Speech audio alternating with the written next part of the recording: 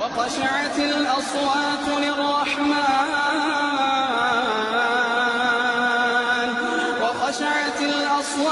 للرحمن فلا تسمع إلا همسا يومئذ لا تنفع الشفاعة إلا من أذن له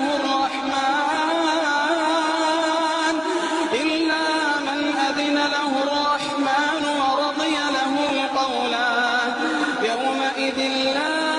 تنفع الشفاعة إلا من أذن له